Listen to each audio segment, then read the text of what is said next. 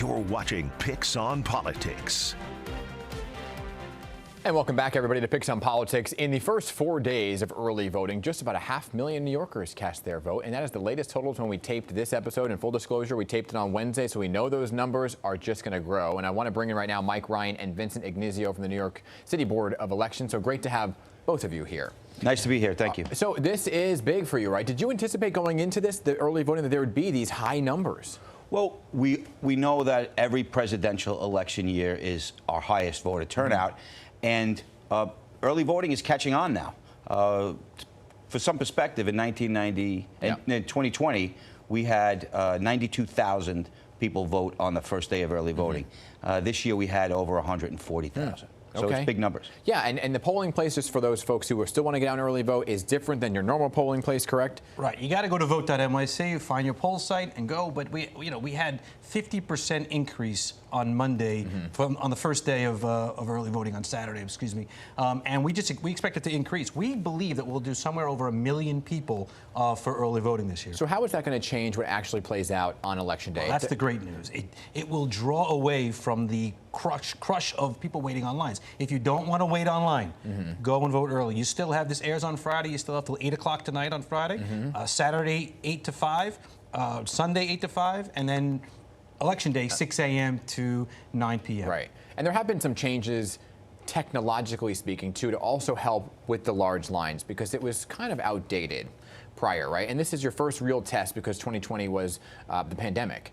So here we are now. What are you seeing in terms of the new technology and how that may improve some of the issues you've seen in the past? Well, what we're able to do is tap into the technology a little bit better now than in 2020. We have the electronic poll books, and we're leveraging the electronics in the poll sites to have anticipated wait times posted on our website so that the voters can take a look at the website and see if it looks like it's a little busy. They can make an arrangement to go a little bit later in the day or at another time. But to Vinny's point, there are more options now than ever to vote at any election, and in the presidential especially. So what you want people to do is make their choice. You're not stuck with just Tuesday. I know the traditional voter likes to vote on Tuesday, but my analogy is it's like Christmas shopping or holiday shopping. If you wait to the last day to do your holiday shopping, you're going to wait on long lines to finish the process. Well, if you wait to the last day to vote on Election Day, you might be stuck on a long line, too. Well, look, you're going to wait on Election Day. There's going to be huge crowds, right? There's no doubt about it. And in full disclosure, you have, and you've been upfront about it, you've had issues in the past with some machines breaking down or whatever at certain places, right? So when that happens, if it does happen this year, right, how do you kind of address that quickly so you don't have the outrage from people who are saying, well, they weren't prepared? Well, one thing we'll say is we have built a redundancy plan throughout the city that's never been done before, with layers on top of layers of equipment that's pre-deployed. We don't have to go to a warehouse, find it. We are ready to go with pre-deployed assets that are already there to say, this machine went down. It happens at everybody's home. Move that machine, put a new one in, and not miss a beat. That's what's been going on for the last year. We have 900 employees dedicated. We have 43,000 poll workers who are ready to service the people of the city of New York to vote. We're ready for them. We hope that they come in, they be able to vote. Then we hope there's no lines because so many people voted early that there's less of a crush between 5 and 8 p.m. on Election Day. But if you go between 5 and 8 p.m. on Election Day, you will wait online. Yeah, and there's been a change in the way the ballot is, too, to kind of help those machines not get jammed up.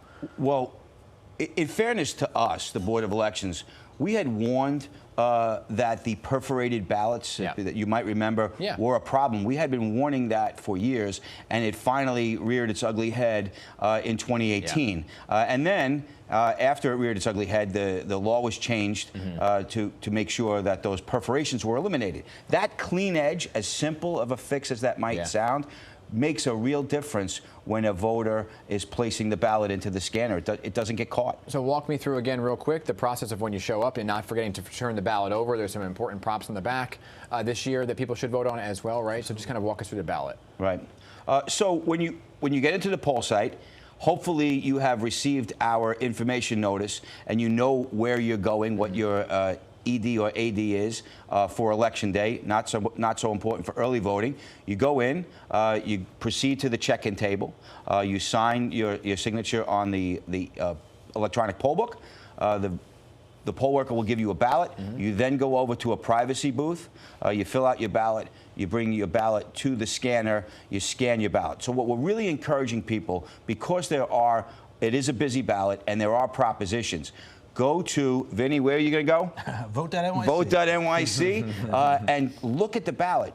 We have it in machine-readable format for people with impairment. We also have a PDF form of the ballot for your particular district. Okay. You can predetermine all of your choices, particularly on those props that, even though they're simplified language, they're still it's a little lengthy, a little lengthy, a little complex.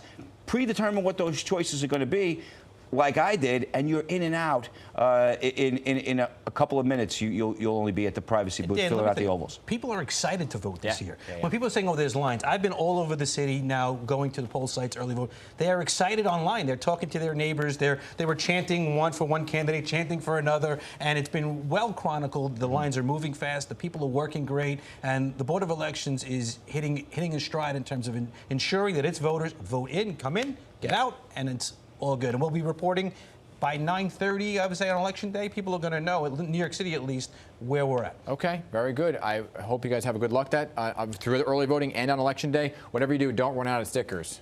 Stickers, the I voted Halloween sticker. stickers, we got borough stickers, we got tons of stickers. People love an I voted sticker, all right? Mike Ryan, Vincent Ignazio, great to have both of you here. Thank you very much. Appreciate it. All right, candidates aren't the only selections on the ballot. We just touched upon it, right? There are several propositions for New York City voters to make their voices heard. Prop 1, the most divisive, with strong support and opposition on a measure that would expand the Equal Rights Amendment. More on that on Prop 1 after the break. Picks on Politics back in just 2 minutes.